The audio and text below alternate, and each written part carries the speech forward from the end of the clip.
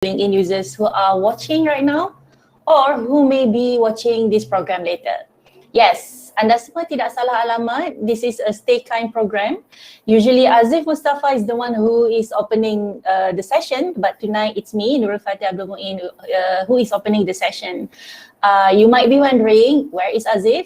So basically Azif has just completed his surgery a few days ago and he is recuperating at home. But don't worry, I'm so sure by next week he will make a comeback to the session, and as we believe that he will be super and 100% Azif next week. Okay, so for tonight, we call this the accountability episode, and we have a special guest which I will announce soon. And tonight we are looking at how can we start small by looking around us. I'm ready and my co-hosts are ready as well, and I'm going to call them one by one to join me in this room, inshallah. Okay, so we have Ummi Zada. Hello, Ummi. Hi, everyone. Assalamualaikum. Salam. And we have Rahim Osman. Hi, how are you? Good, alhamdulillah. And we have Fedora. Yes, Assalamualaikum. Hi, good evening, everyone. Alhamdulillah. Hopefully all the co-hosts are healthy and fine, inshallah. Inshallah, very good.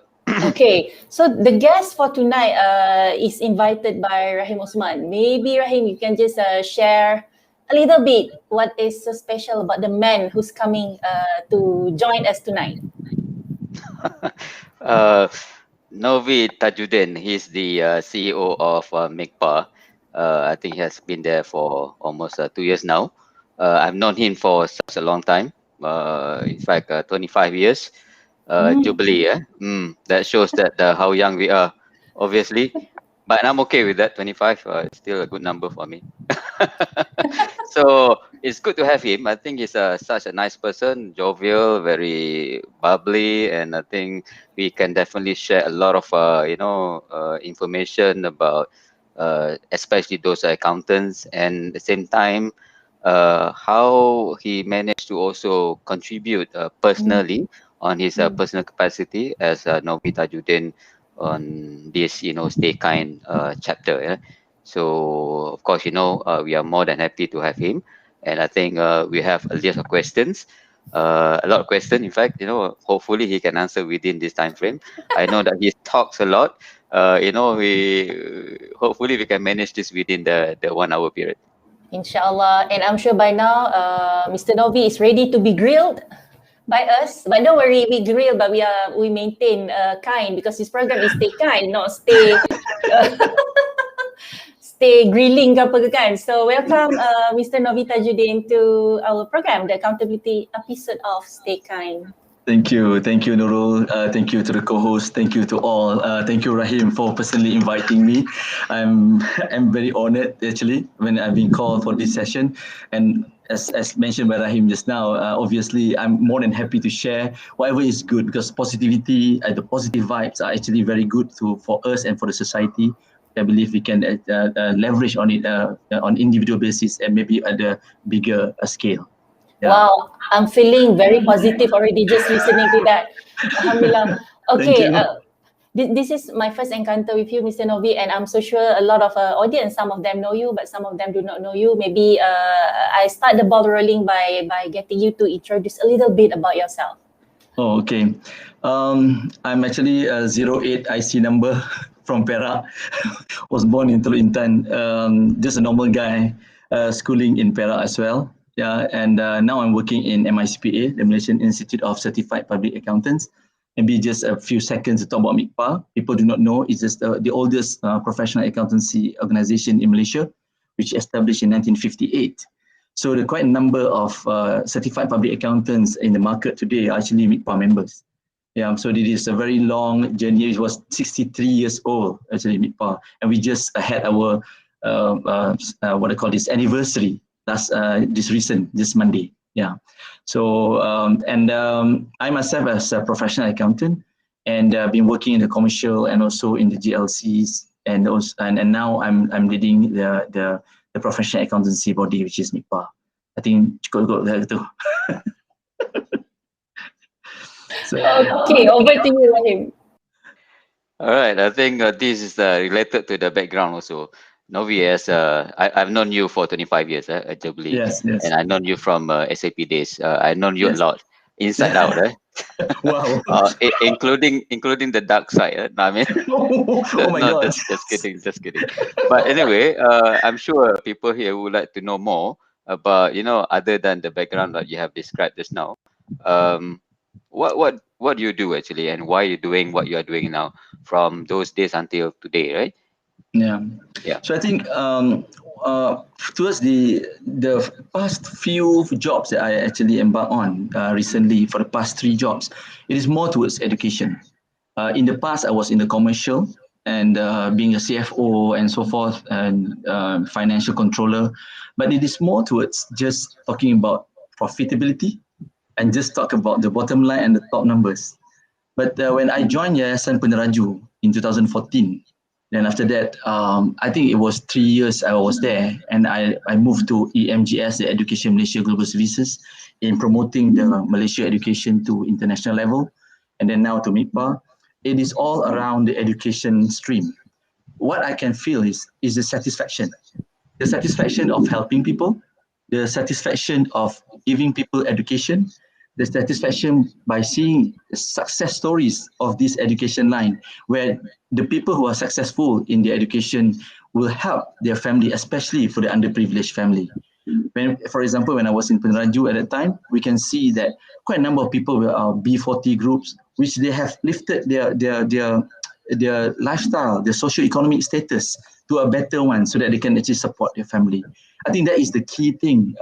Back to what Rahim asked me just now, the purpose. I think what is important to us is the purpose. When you wake up in the morning, first, of course, you say Alhamdulillah, you wake up, but then what is it that you actually look forward in a day that you want to do?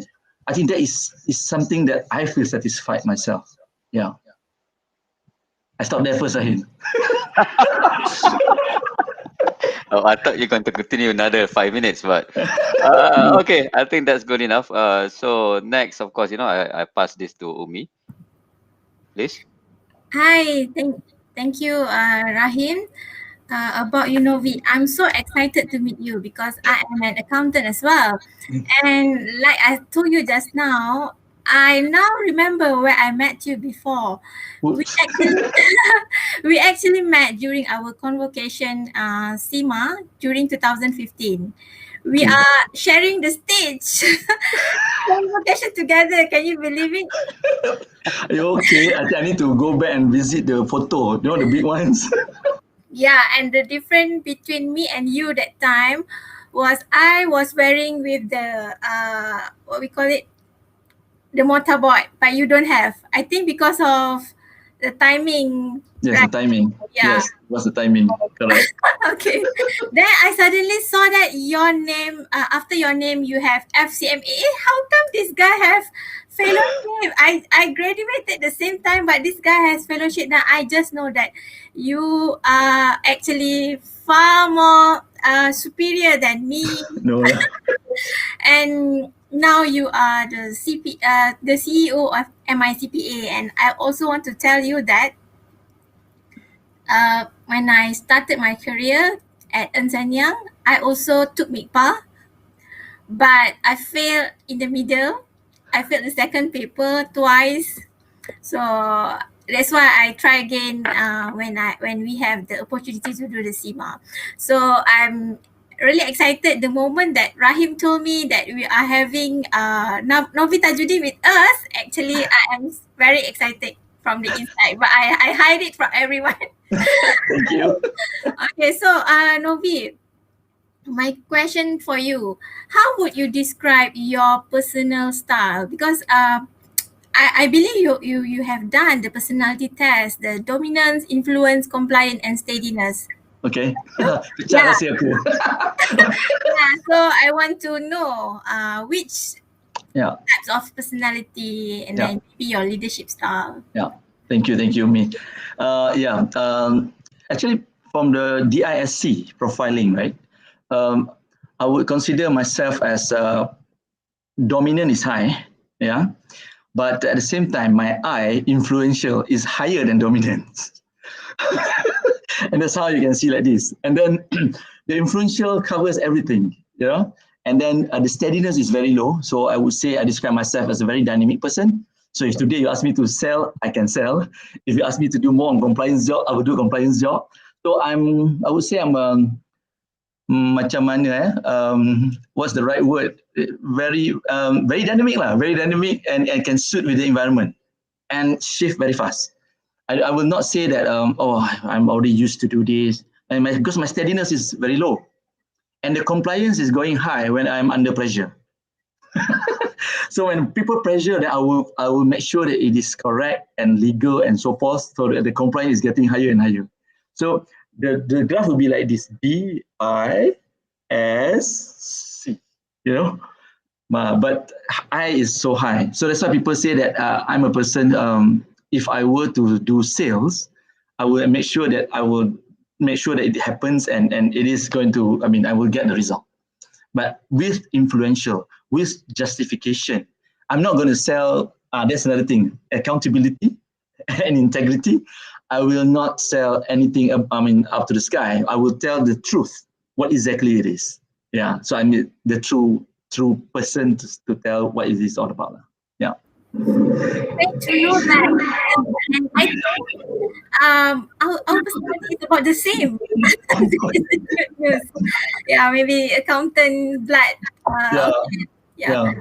Sometimes people say that I don't look like an accountant because of my like Rahim mentioned just now, I'm jovial type. I am actually. Outside of work also like this. Actually, when it comes to work also I'm like this. So I always have an open door. My leadership style is open. My staff can always talk to me, be it from the security, from the reception, can go and talk to me. Because to me, I believe that we are human beings. We shouldn't be differentiating in terms of caste. We are supposed to be, work together with the team. And I believe in terms of teamwork, and I believe in terms of delivering it with people. Because in terms of leadership, my principle is people will do when they respect you, not because they are afraid of you. Yeah. Great to know that. And I believe all your staff must be like respect you, like you, and be glad to work under you. Okay, I pass to the floor to Fedora to continue. Well, yes, Assalamualaikum, Novie. I think it's our first time. It is my first time, honestly, and to see, to read about your background and your experiences. I think I must say it's an honor to have you with us today. So yeah, I think we have a fangirl here, Ummi. So I'm sure there'll be more of fangirls of boys, guys, for example, right? Because of your experiences, because of the nobility of what you're doing. Because what you mentioned is about that purpose, right? I think as a CEO, being at that level, I'm sure you have a lot of mentees. People look up to you, right? Because you're that leader that people perhaps I'm sure you have coaches or mentees with you. So I would like to hear your thought about mentoring. What's your thought on mentors? And you being at that level already, do you have a mentor? I think it will be great to share your point of view with all of us here. Yes. Thank you, Fedora. That's a tough question for me. Honestly speaking, throughout my career, I don't have any mentor. Being honest, I don't have any mentor. But I think I started by looking back at what I have done in the past. When I was in school, I was too active with co-curricular activities. That is the good and bad. The bad side of it is it actually affecting my SPM result, right? So I'm not a straight A student, okay? So I just got 1A, Agama Islam. So when that happened to me, it's actually struck my mind, and I was telling myself I need to prioritize. And from there onwards, I focused more on my studies. But what I realized, the pressures, the workload, and everything that I have gone through when I was in school, basically actually have trained me to become where I am today in terms of the pressure, so that my EQ is high. Some of my staff say, "Oh, your EQ is so high. You're under pressure, but you're still smiling and laughing." There was a time that I worked last time in my previous company, normal like CFO, financials. There are times where the money is not there to meet and pay. Some of my staff cried, They cried because they said they're afraid they need to pay this and that. But I told them, don't cry first. I laughed. They said, "Why you can still laugh?" I said, "Yeah, it's not the end of the world." But I said, let's sit down and strategize. What is it that we can do better for us and for the stakeholders? So I taught them something which is something is not taught in school. Like people are used to, like, for example, make payment on time, you know. But to me, I said, when we are rich, we can do like that. When we are poor, we need to make payment as a poor person, but do not leave behind the trust from our stakeholders. So that is the thing that I taught my team members, and it can be work out. Yeah. So I think dan stop situ dulu. Wow, thank you. So yeah, I think you were saying about it started off with a lot of life experiences. Yes. Along the way. So yeah, thank you. And I must say, you know, there's like you do represent that. When you came in, you know, that warmth. We could feel. I saw myself that warmth and that laugh immediately. So thank you for that energy. Thank you, Fedora. I'll pass it over to Rahim. Yeah. Okay. Should be Nurul actually. Yeah. Thank you, Rahim. My apologies, Nurul. Yes. Tak apa, it's okay. Okay, I have a confession, Novie. You are the first accountant that I met that have a very high I and a low C. Right? Usually they have high C. Yeah, so but it's nothing bad about that. It's good. It's awesome. I finally found someone. Because otherwise it's always like high C again. Okay, anyway, you have a very colorful background. You know, you went to academically and professionally. So is there anything in that journey that you would have done differently? Okay. In my life, back in 1992, before I further my studies to my degree level, I actually have exposed to business, which is, it was, at that time, nobody did this in Malaysia. My late uncle was running a business in terms of shipping and forwarding business in Portland. What happened, he asked me to run the business to export the star fruits to overseas. So what I did was, at that time, I've already, it's just my initiative. I got something that the potential importers from Europe, right? I got it from the embassies in Malaysia. Masa tu mana ada email, mana ada LinkedIn ke apa semua kan. So we were using, I was just using the yellow book lah, yellow pages and call up and then to fax the letter. So we used that to send out the documents. And then I went to see the supplies, you know, to farmer, to see how the ripeness of the fruits, when it reached on time, it will be good, ready to eat, and blah, blah, blah, and so on. Went to Mascargo to see what's the cost like to do the shipment. And boom, at that time, I got an offer to study to overseas. It's one of my dreams, right? Then I asked my uncle, hey, which one I need to do now? So he said, if that is your dream, this one you can always come back and do it, he said, as a business.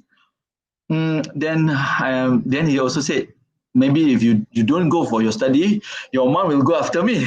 So since I'm the eldest grandson or grandchild, so it is a good example to all my cousins, right? So he said, better you go. One thing I learned about that, to relate to the question you asked just now, that means that will not come again, the opportunity. That's one thing I learned. When the opportunity comes, you really need to assess it very, very well. And at that time, I didn't know about strategic planning. I didn't know how to make the analysis about the project and so forth.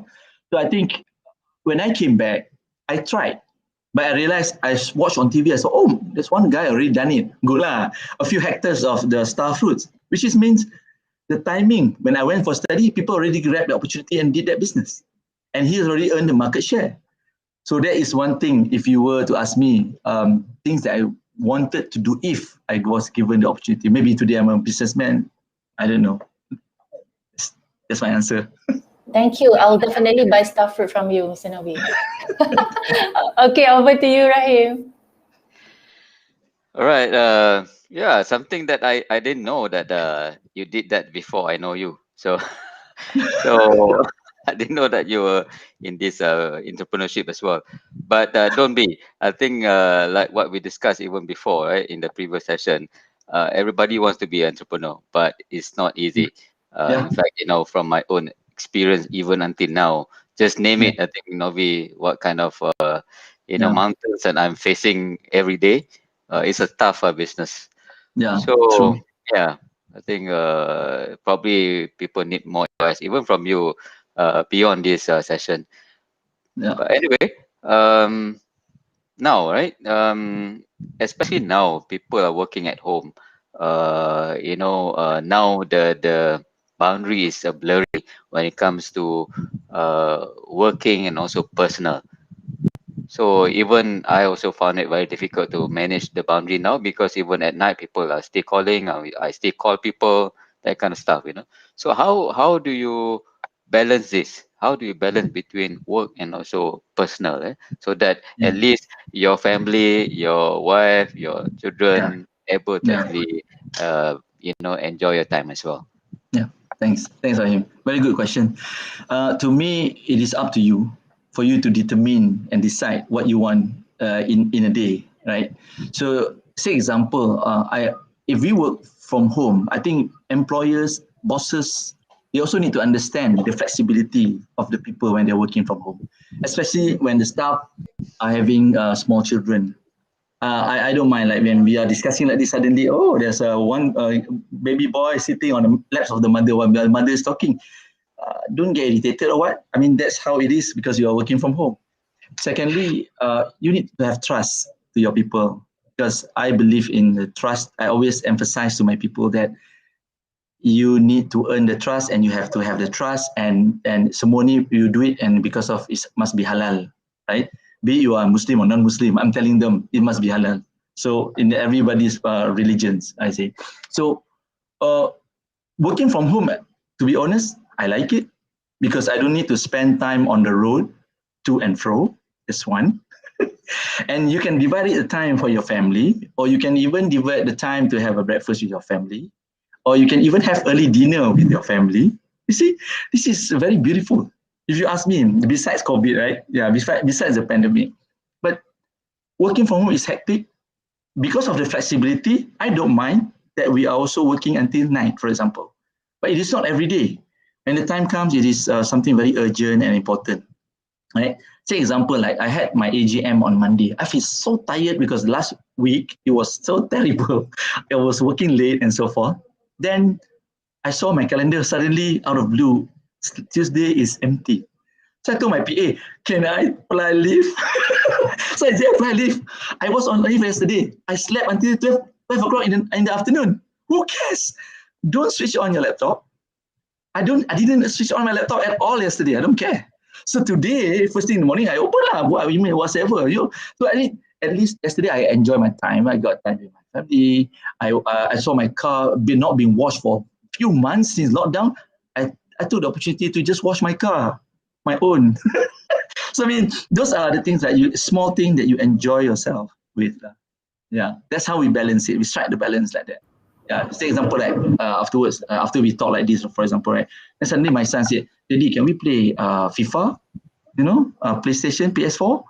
I said, "Okay lah, why 1-2 games? Why not?" I mean, this is how we strike the balance. Yeah, that's how I do it with my family. Thank you. It's good to know, Novi. At least you balance, you balance your life and also your work, because accountant dia kena balance sheet dia kena. I know when I call you for the session, you were busy preparing for your AGM, so you were a bit tight. I could see that, because having an AGM with accountants, especially the senior accountants, right? I'm sure you face a lot of difficulties. I hope you pass with the flying color during the AGM. I was fortunate. I think there's no question asked. It was 1-2 questions, but that's addressed by my president. That's fine lah. Glad to hear that. At least you would expect there will be some tough questions, right? Yeah. Because the preparation is like crazy, right? Yeah. But it's good you prepared more than what transpired. So it's good to know that at least you're happy after that, and now after the session you seem to be very jovial, you know, bubbly. Yeah, and, tomorrow got town enjoy. hall, members town hall tomorrow. I think that's okay, right? That Okay, shouldn't be an issue. can, Okay, should be fine. good to know that. Okay, so next I pass this floor to Ummi. Thank you, Rahim. So, Novi, when listening to you, I think you are such a dream boss that everybody wanted. Oh my God. You have worked for a very long time and started from zero, and now you are the CEO to a professional accounting body. It is an amazing journey, and I believe you have a bumpy road as well. So, what is the best advice you can give for us to help plan our career rather than simply work to keep a job, like just to get the salary, just to let the time pass, and just to follow the flow? All right, thanks, Ummi. I think that goes back to strategic planning. I would say in corporate, but you apply it to your personal achievement. So to me, when I was a student, I've already planned that, okay, after I completed my diploma, I need to complete my degree, then I need to complete my professional qualification. And then when you work in any organization, you also ask yourself, is there any room for improvement for you as a person? And that is the thing that I instill to all my staff. When I give them work, right, they will say, well, it's a lot of work. I said, especially today, right, I said we should be grateful when we have job to do and work to do, right? And at the same time, whatever that you work on it, that work experience doesn't come to me. It goes to you and your CV. And that's how you enrich your experience and to make yourself marketable. That's why whoever work with me, they are very open whether they want to leave the company or not, they will tell me. So they will, because to me, it's like I'm helping a person, an individual to groom themselves, not to retain them because of my selfishness, right? So it is the room for them to develop. This is how we develop a leader. This is how we develop a future generation. We shouldn't be selfish in terms of whatever that we want. So something that is good for the person. If the person said, I need that because my family is in trouble, I need more money, the increment is 30%. By all means, go 30%. I cannot give you increment, maybe 5%, right? So go, go. But after that, it's like an alumni, So we are all connected to each other. I think this is important because the career forward for this person, they will actually know what is the next step in life. 3 years here, enough lah. I don't want to be a person who been working for 20 years but preparing checks, for example. Because we have something vision that I'm talking about, the strategy and how do we go to there. As I always tell the students also the same thing. If we go to the shopping complex, if you want to go to Victoria's Secret, for example, right? So you are here, right? You are here. How do you get there? You want to go via elevator? You want to go via stairs? It's your choice. But you determine what you want. Then at the end, inshallah, you will achieve what you wanted as in your life. Yeah. Of course. Thank you so much for that. Sorry, Ummi? Thank you so much for your advice. And I believe what get we here wouldn't get you there. So we have a process. Just trust the process, right? Yeah. Okay, over to Nurul. Okay, thank you. Okay, Novie, actually we have a lot of people watching us from US ada, from Bangi ada, from KL ada, macam-macam tempat, okay? And we have one question from the audience, from Ayu Shahira. She asked, I saw you have a lot of books in your background. Do you mind sharing any good book to read? Okay, the books doesn't belong to me, it belongs to my wife. Because honestly, somebody asked me this. Last few months, I was invited by ACMA under the Ministry of Higher Education to talk about leadership to all the lecturers. Yeah, they did ask me what books did I read, but I said to them, honestly speaking, I don't bluff. I didn't really read books, but I based on my experience because I based on my observation. Because sometimes books are just theory. You can apply a bit here and there, but you don't need to overdoing it because sometimes it's just theoretical. On the ground, say example, like when you want to do a strategy, people are applying a lot of things. Consultants will come in with a lot of applications and things that they want to do. But that's fine, nothing is wrong, because they are telling you what is right for you to do. But as a client, you actually can determine 1 or 2 tools that you can use for your organization. And that's it. It's done. Objective met. So that's, you need to be wise in terms of choosing what method that you want. Macam Rahim lah, kalau dia buat SAP, they can do here, can do there, can do here, semua boleh. But what is the best practice? So choose the right and the best practice approach, and that is the best for you. So come back to the books. I can tanya my wife. Sebab I tak baca. So maybe one of the episode we can invite your wife and talk about the books that she read. Okay. I don't think she wants to talk. Okay, so we have Umar online as well. So this is what he said based on what you've mentioned also earlier. He said a person I talked to online a couple of weeks ago. He said humanity's great reset we are having now, blessings in disguise of the pandemic. Ya, so sebenarnya dalam masa pandemik ni ramai ada bisnes yang boom, ada orang yang sebelum ni tak pernah sedekah, mungkin kali ni dia sedekah, talking about stay kind. People change, and I believe a lot of people change towards kebaikan as opposed to ketidakbaikan. So to answer to ask the next questions, and we want to talk about being kind now, accountability and being kind. I pass it to Fedora.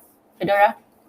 Yeah, thank you, Nurul. So yeah, I think at the end, this episodes that we're having, by the kindness of Azif, it's about staying kind. The one goal that we have here is actually spreading positivity, kindness across the world. With the network that we have, like today, we have all over, right? The US. I think with whatever that's happening around us, we can look at it, like half full, or that you can also look at the negativity of it. But I think all of us have a role to play. Kan what to spread this kindness, and how can we, get that awareness, and that we ourselves individually can also play a part to help one another in these trying times. I mean,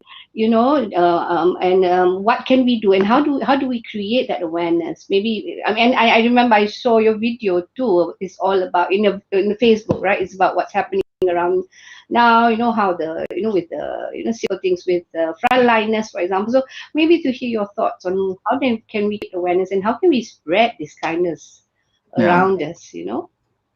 So, Thank you, Fedora. Thank you, Fedora. I believe as a person, individual, we are actually an agent with change. So it's, for example, as simple as we have a lot of WhatsApp group. Sometimes WhatsApp group, they are sharing a lot of nonsense things also lah kan. So the things that are not really beneficial. So why don't we become the agent in the WhatsApp group by creating something different, which is more purpose that I mentioned earlier, right? Suddenly, for example, in the school alumni, in the university alumni, family WhatsApp group, your mother's side, your father's side, yeah. So we can actually create that. Nobody's stopping you to do good things, right? So that's what I believe, and what I did. We actually asked about, say example, we identify there's a friend of us who actually in trouble. He is impacted, yang terkesan because of the situation during the pandemic. So what we need to do is just, why don't we create a tabung prihatin, for example? Create Ummi, Rahim, Nurul, Fedora, and Novie as the so-called task committee, and then a simple one, we just collect. Then we just say that, okay, we collect one time first, and then after that we collect on monthly basis. So these are the things, we started with that. And then people will start looking at it, hey, it works that way. I always give this analogy to my friends so that they can contribute. I said, if just 10 ringgit a month, is that going to be too hefty? If you are smoking, right? Sorry siapa yang smoker memang marah. One pack of cigarettes is actually 14 ringgit. They can actually last for a day for heavy smoker. You can spend 14 days to burn your lungs, but you cannot spend 10 ringgit for the good of others. So I think this is very important. We need to have that awareness. It hurts, but somehow I'm sharing this because it happened to my friend, my schoolmate. from primary school. I'm in touch with my primary school WhatsApp group also. He was working with in the factory as a factory worker. He was only earning 800 ringgit. In the group, we have so many CEO, CFO, COO there, but all of us are all same level. We don't call whatever lah, so we just call by name. So he was sick, he was out, and the wife also working at the same factory, earning 800 ringgit a month. Quit the job, took care of the husband. So all of us, there were 200 of us in the WhatsApp group. They said, why don't we pay 10 ringgit each per month? This is the example I mentioned. It's a true story. So we managed to get 2,000 ringgit, which is even more than their monthly household income. So we gave them the 2,000 every month, you know, until our friend died. You see? So if we haven't done that, right, I think I will regret for the rest of my life. Because of the 10 ringgit. Come on. You know, what I'm saying here is, this is a small thing that we can do to help more people. And sometimes you don't need to go, you know, alah, nak pergi buat letak keluar newspaper. No need. You just need to do among yourself, small group, your family members, buat kat sini sikit, your friends ni sikit, you know. Sampai orang cakap, alah dia ni, orang nak cakap mulut orang macam-macam. They are very bad. They are dirty, you know, mulut. They just say, kedekut, you know, stingy, 10 ringgit. But you don't know. People are channeling 10 ringgit here, 20 ringgit here, 50 ringgit here, 100 ringgit here, maybe 500 ringgit here. So these are the small things. We don't need to shout, but I'm sharing how it's to be done. Yeah. Maybe I stop there first, Fedora. I can talk until kau comes home. No, I think it's so, like you said, it's so simple where, you know, you sometimes kita tak nampak kan, we tend to think about the big things. Perhaps it's just that simple, you know, it looks like a token, but when it collectively together, it's huge amount. And thank you for sharing that. And do you see that people are more giving now? I think from where you know, do you see that in people? Has that created, like Nurul was saying, you know, has that created, you know, that kindness in people? No, people are worried that the 10 ringgit or 50 ringgit or 100 ringgit that they give out, that will make them poor. To me, that is the wrong principle. In Islam, the more you give, the more you get. You can get that, not necessarily in terms of money. The rizki is coming in many shapes, right? It's coming from your health. It's coming in terms of your happiness. There are a lot of things that Allah will grant you from your sedekah, insyaAllah. Wow, now I'm like Ustaz already. Oh, thank you so much. Okay, thank you, Fedora. Okay, we have a question from very funny, jauh ni from Morocco. Hanani from Morocco. She said, thanks for sharing, Novie. So, welcome. I have a question, she said. Can you share with us what is the things or events that make you change how you see things and what you want to do next in your life? I think, thanks Hanani from Morocco. I think as I mentioned earlier, it's all about purpose. If one day, but I'm not a billionaire, right? So if I'm a billionaire, how I wish, I believe there will be some foundation that can be done for this purpose, and maybe I can initiate with the initial outlay, and then the rest are coming from the people from outside, and I can do it full time. Currently, I got to work and earn for a living, so that's why I'm trying to with a small portion or whatever that we can through our own efforts. Whereas if there is an opportunity for a person like for example a billionaire, right? How much is that, right? So it's I mean, you can just allocate 100 millions, for example. Nothing. It's nothing because you keep generating from your business. You can actually spare it for people, but at the same time, I want to make people change their life, not just because of giving money, but for them to help themselves. Yeah, teach them how to fish, right? Not give them the fish. So I think that is key that we need to put forward to everyone if I have the opportunity based on that question. Yeah, thank you. Okay, so kita ada ramai juga peminat ni kita ada daripada Putrajaya juga tadi merukuni Putrajaya. So Shasha from Putrajaya say we all should just start first in everything that we can do in our capacity. Yes. So I agree, maybe we have 15 ringgit, we give 5 Yeah. ringgit, we still have 10 kan. Kalau kita bagi RM1 pun I'm sure it gets somewhere. Now, my question to you, Novie, a lot of people needs help. A lot of people are requesting help. You buka Instagram, Facebook, a lot of people asking for help. But there are also people who say, hey, that one is spam. Oh, that one he's lying, that one she's lying and whatnot. So all sorts of things lah. Because there bound to be people who take advantage, but there are people who really, really needs help. So in this case, right, shall we help everyone? Or is there any specific people that we need to help? And if there is, what are the means to get to the right people? Okay, and that's the reason why I mentioned that we help people who are close and around us, because you're already verified. You know the background. Because if people are from outside and you do not know, but you have curiosity, any human being will have curiosity. But one thing I told my family, when people come to our table before pandemic, right, asking for money, I said, give benefit of the doubt. If you give RM1, you never regret. Sebab you don't know whether the guy is really in the need, and you assume that he is actually a syndicate, and you are wrong. So it could be the person is really in need. That's why I taught my family, I told my wife, I told my children that if a person came to you, you just give. If you want to give 50 cents, fine. You don't give RM1, as long as you give. So that, but whatever that he is doing, if he is a syndicate, is between him and God, between him and Allah. We our part, we have done our part. That is the. But if in a bigger scale, that's where we need to, as a normal person, we can also still verify.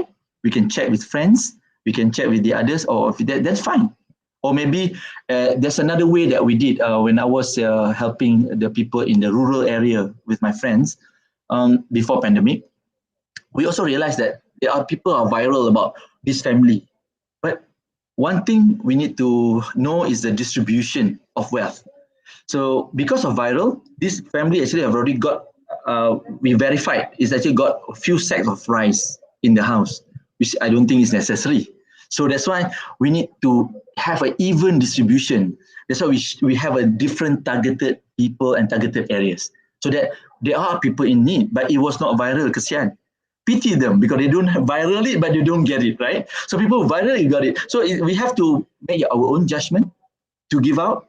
You can, but maybe, this one is more. Nothing is wrong for you not to give to those who are viral, but you give to the other group of people who are in need. Yeah. I hope I answered the question. Yes, it does. I like it when you say, look for the close one. Look around us. Kita sibuk bukan sibuk lah. I mean, because sometimes we do not have a means to verify, but those around us we can see, kan? We can see, we can feel, and insyaAllah, yalah niat kita baik, kita nak tolong. InsyaAllah orang tu akan dapat dibantu jugalah. But I can agree and I like it when you say, look for the one that is close to us first. And then only we can, ada lebih, then we go the extra mile, insyaAllah. Yes. Okay, Novie, so for the next question, I pass it to Rahim. Yes, Novie. Yeah, I think you have shared a lot of info about, what are the mechanism, some of them, on the smaller scale, among your friend, among your surrounding, which I think those are the very salient point, because I think in order to identify whether what you are contributing basically to the right channel, it is very important. It's just like macam kita pergi ke restaurant, sometimes a lot of this, and then whether genuine or not, but we know that yes and no. Because some are truly by the syndicates, we know that someone is staying somewhere out there, sending them, by group, sometimes difficult. But from my own experience, right? If you're doubt, then of course, you can also look for some of these official channels like, like UNICEF, and so many others. Because I'm regular on UNICEF for many years. And another channel, of course, talking about in Muslim community, of course, you're talking about anak yatim, which of course, I've done that for more than 10 years or so. Sometimes kita boleh adopt the children, you know. Those are some of the methods that at least you know. And in fact, I visited the place and look at the place where they stay, the school, you know, all these facilities. So other than this, right, what other things that you can recommend, you know, for people out here can actually, who especially, you know, because we are talking about something small, not in a big way, because big way, of course, you know, many banks, big organization, they have their own CSR duty, right? So, but in this group, you know, in a small way, right? What are other recommendations that you think you can recommend to the people here? Yeah, thank you, Rahim. There are plenty. So I'm looking at my watch as well. So, like I said, if we have identified those close to us, it could be our community, and people talk about the food bank as well. You can give a regular contribution to the food bank so that they can actually distribute, by a certain people who are tasked to do it and distribute. And then at the same time, you can see some friends who are actually having grocery shop. You can actually give money to them, buying their things, but don't take it, but you pass it to the people who are in need. And then you can also get a crazy ideas like, is this a friend of yours who need money, and then you need to transport something from north to KL. Maybe, say example, in this case, durian, right? You want durian, you want to eat durian. Durian maybe cost you 500 ringgit, but the transportation cost may cost you 1,300. But you actually close your eyes about the 1,003 because you want to help. At the same time, you earn the durian, right? So you pay him 1,800 ringgit to get the durian, to actually distribute to a few destinations, maybe to your parents' house, to your brother's house, to your sister's house, and everybody is happy. You also give your sedekah. You also help your friends with the transportation. So that is a crazy idea. I would say so. That sometimes you need to do that once in a while, right? And then another thing, urban poor that I can see, for example, children in KL, they are going through the PDPR, the online learning. But I can see that some of the family members are urban poor. They can't afford to have laptops. They are using handphone. I came across that for my son's school. The handphone is broken because they are using it every day for PDPR. So what you can do is simple thing. It's not to say adopt them, but you just help one or two by buying maybe refurbished laptops, right? That's good enough. 1,000 ringgit, for example. You bought the laptop and you send it. You don't even need to send. The shop will actually deliver it to the student. Then that will help people to learn and to get education, right? So that is another thing. What else? Yeah, and maybe another thing is to support friends who are really, really in need. I also have friends who are also handicapped that we support on monthly basis with the group of friends. Yeah, I think you can also look at in that area of your own friends to do it. Yeah, and then maybe now is the time of students who graduated from SPM. They wanted to enroll themselves to universities. Find those friends who are in need. They will not shout out. You need to find out. They actually have difficulty to pay tuition fees. So what you need to do is just to gather 3-4 of you and collect the money and pay. Yeah, I think those are some examples that I can share very quickly. Yeah. Yeah, that's great. I think the one that I like most among all, I think the ecosystem that you mentioned, the durian. I think we have to think something along that line, because sometimes we just think about the product or the people, right? But actually, it's the entire ecosystem. We need to also understand, what are the other elements of the entire things, right? That we can actually contribute, like you said, the transportation, right? So that's a very brilliant idea. So okay, over to you, Ummi. Thank you, Rahim. My next question is, would you recommend this as one-off or continuous effort? Because we saw that many influencer artists, NGOs, like maybe promoting their kindness. So yes, what is your opinion and your recommendation? Okay. If you ask me, I look for long-term more. There are two parts that we always talk about strategic planning: short-term, medium-term, and long-term. So short-term, maybe, okay, you need money now, we give you immediately. right? We collect quickly, we give you. But then what about long term? How do we ensure the sustainability? Yeah? We talk about sustainability as an accountant, ESG, right? So sustainability, we can also, that I mentioned just now, a friend of mine who actually handicapped, he used to work before, but then now he's no longer working. So he's been helped by Lembaga Zakat and also Jabatan Kebajikan Masyarakat, the welfare department. But that's not good enough for him to earn a living. So the word we use is kelangsungan hidup. So what we did was gather a few friends, just create a WhatsApp group, not for you to bank in money to me. We bank into him directly. So what I did was create a WhatsApp group, and that WhatsApp group is just a reminder at the end of the month, so that everyone to be reminded to bank into this guy. So until today, we are doing it for this guy, so that he can actually get some amount.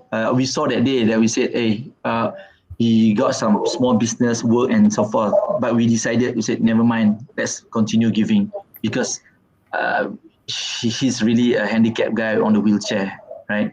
So that is the continuous efforts that I would say that is important, because this is long term. Yeah. Thank you. I heard just now you mentioned about ESG.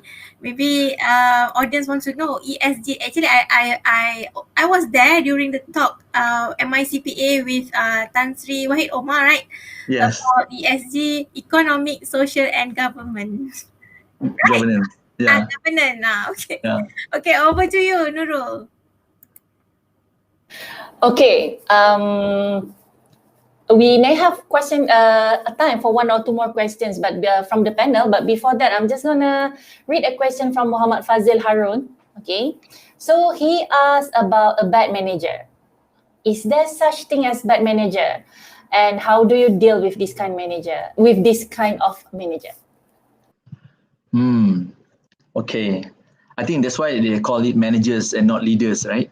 So there's a key differentiator between leaders and managers. Managers, they are just managed, but leaders are the one who are people put them as idol and they want to follow and so forth. So if dealing with bad managers, I believe there are two ways. One, you face them and talk to them openly. Yeah, I share my experience when I was after SPM. I was actually working with, I don't want to mention which company, but as a temp staff who are SPM leavers who are going to, susun kotak, all these things at the shops. This supervisor came to me. I was actually having fever, but I went there. I actually susun the kotak. He scolded me because he said why I was sitting. And then the way I arranged the boxes are also wrong. And then he intimidated me some more. He said, you are schooling in the science school, but how come you do not know how to arrange the boxes? My simple answer at that time, at 18 years old, to this supervisor, I was telling him, hello, Mr. A, I actually came here to learn from you because I am an inexperienced person. Even though I came from the science school, but in school, they never taught on how to arrange the boxes. So he was known as a very fierce guy, but I don't give a damn, right? So it was a fight. I don't care. I said, yeah, it was true. I came here. First, I was not well. I was having fever. I still come to work. Second, I never learned how to rearrange box. Then you have to teach me, right? So at the end, we were called by the boss, supervisor or manager, called by the, I don't know who at that time. Then what happened was I was just, it's okay, you go. Because it shows bad management by the manager themselves. Yeah. But we need to have guts to do that. That's all. That's me. I am sorry to say, not to say I always fight my bosses, but if it's not right, I will fight. I have my principle, I will say and tell off whatever I need to tell. Yeah. Because if I already said and you are still insisting, I will confront. Now that's me. That's my style. I like your answer. I'll definitely give the same answer. Like, no, we learn science. I learn biology, physics, chemia. I never learn how to arrange boxes. Huh? Aduh. Si baik dah tak ada boss sekarang. Kalau tak, I'll take what you do and deal with the bad managers like that. Kan dah tak ada boss. So, okay. So, right, I'm going to pass one more questions from our panel tonight. Fedora. Yeah, I think Novie, I think going back to our topic again, stay kind, right? So what advice can you give to all of us, to all of us around this world, with whatever that's happening around us, right? How do we remain, bringing that positivity? I think we talk about kindness, now we talk about positivity. How do, maybe to hear your wisdom, right? How can we bring this forward, the positive, and spread positivity around this world? Where can we start? All right. Thank you, Fedora. I think based on my opinion, to me, the positivity is not just because of the pandemic, but it is because of the life as a human being. So even before a pandemic, for example, the surau nearby my house last time, they have already started the food bank. So it's not because of the pandemic the food bank has started. No, it's just that because people care. So the welfare of the people, the community, is already been taken care by the authority in terms of, like, this is the committee of that surau, for example. And the food is not just for the Muslim, but for all. It's open for all. So what is important today is the positivity need to be there all the time. And I always say that as positive mental attitude. We need to be positive in terms of our thinking so that it reflects into our doings, so that it also show a good example to the other people. If every one of us is having that awareness, having that positivity, I believe the world is the best place to stay. Of course, our objective is to heaven. But what I'm saying is, when we are here on earth, I think we need to put aside all the sentiments, all the negativities, all the selfishness. Because as a human being, I realized something when I dealt with so many people. People are, when they come to a certain level, they have their ego. They are not humble. They are just think that some people with certain titles, they need to be called with certain titles. But we remember, as a Muslim, when we die, we are not called by the title. We are just a normal human being. I think this is very key, because I would say, what I heard from people, I'm quite fed up, because they really want people to address them by that title. And as if people know them. If they want, they have to put a name tag there big as the title, then only people can call them the title. So don't be offended if you have the title and people don't call you with the title. So I think this is important in terms of a human being and as a person, to make a world a better place to live. I think I conclude with that. Wow. Okay, sebenarnya I wish that we have more time with you, because there's so much more that I want to dig from you dan sebagainya. But anyway, thank you so much to everyone who's listening right now. We have so many people responding to our chat, asking questions, and I hope that all the questions that being asked by our through LinkedIn have been addressed, inshallah. Okay, thank you for those who are responding, who are showing a thumbs up, who are agreeing to what you are saying. Sometimes I nampak pop-up keluar betul tu, we're just doing our part. So, they are interacting with us, and they're listening and they're gathering. So based on what you shared tonight, I've also learned a few things. The first one about opportunity, like you say, sometimes it didn't come again. So whenever you have your chance upon an opportunity, embrace it. Consider and take it, inshallah. And number two, when we want to help people, start with the one that is close to us. Okay. And number three, not everyone is shouting for help. Some people, dia malu nak cakap kan, dia tak berani ke, malu ke, ego ke, tak apa, kita sangka baik. But there are people who's like this. So maybe perhaps we should go and find them. Kita tanya, how are you doing? Do you need help dan sebagainya. So do our part in asking and looking for people who needs help. And then and another thing that I learned tonight is be positive. Always have positivity in our head, because this productivity will translate in our being, in our behavior.